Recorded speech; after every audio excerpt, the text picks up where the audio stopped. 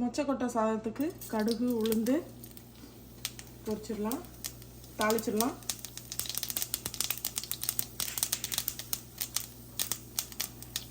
கருவேப்பிலை, வெங்காயம் வதங்கிட்டு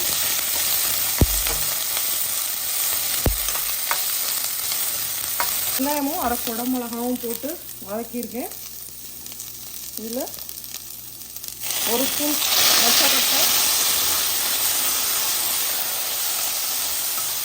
மொச்சக்கொட்டையை 8 மணி நேரம் ஊற வச்சு வேக வச்சு உப்பு போட்டு வேக வச்சு எடுத்துருக்கிறேன்.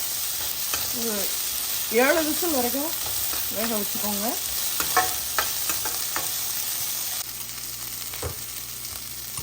மஞ்சள் தூள் 1/4 ஸ்பூன், இது மிளகாத்தூள் 1/4 ஸ்பூன் வதக்கி விட்டுடலாம்.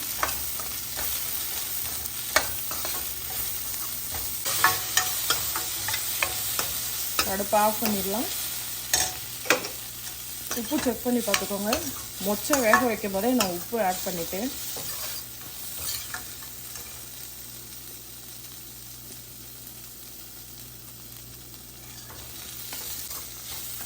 மொச்சை வேக வைக்கும் போதே உப்பு சேர்த்தனால இப்போ உப்பு தேவைப்படலை. இப்படியே ரைஸை மிக்ஸ் பண்ணிடலாம். இந்த மாதிரி ரைஸு இதுக்கு எவ்வளோ தேவையோ, 1 கப் ரைஸ்னால் 1 கப்பு ரைஸை நல்லா மிக்ஸ் பண்ணி விட்டுக்கலாம்.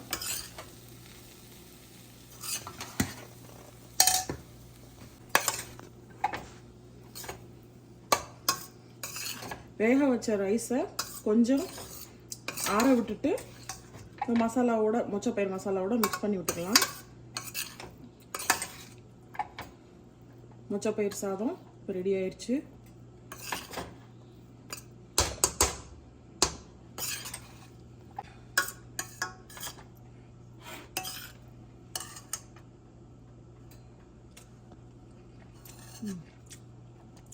சாதம் நல்லா டேஸ்ட்டாக வந்திருக்கு.